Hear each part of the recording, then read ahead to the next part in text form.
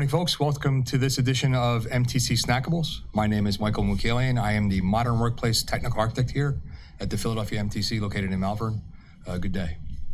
Today we're going to talk about real quick a little bit of DLP policies and teams. We're all used to securing and governing information as it wanders through email, but as we all know, when we talk about the cloud, it's a little bit more than just email, right? So in this case, we're going to talk about and show off how DLP policies and teams govern that same type of information.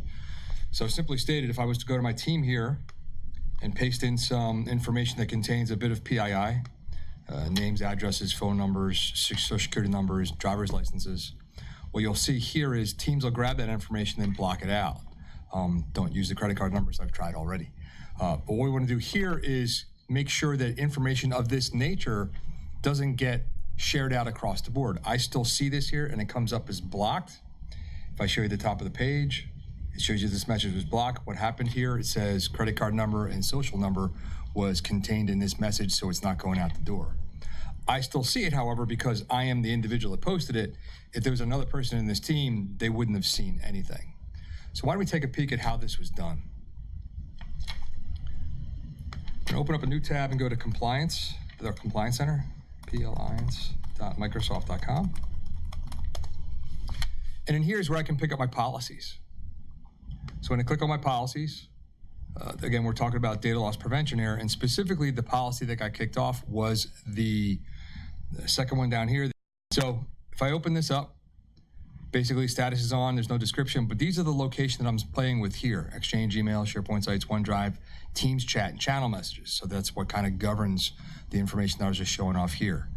So where's the policy settings? So if I open this up, it's going to show two different sections, one for low and one for high.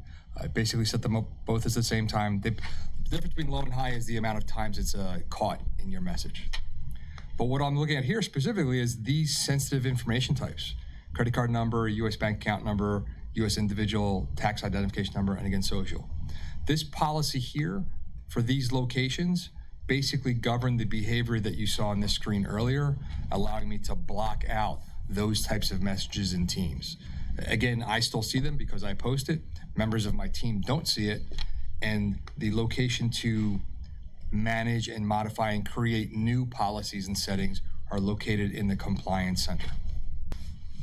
So what you just saw here is a real quick example of how we set up a simplistic policy for Teams chat messages. You saw that there's other things to do here. If you folks feel like you want to learn more or go through a proof of concept or go through the actual workings of setting this up within your tenant, talk to your account team, bring the team in, bring your team in. We'll help facilitate a little engagement in here to kind of walk you through these processes related to Teams and security and whatever else is related to your team's adoption. Thanks for joining.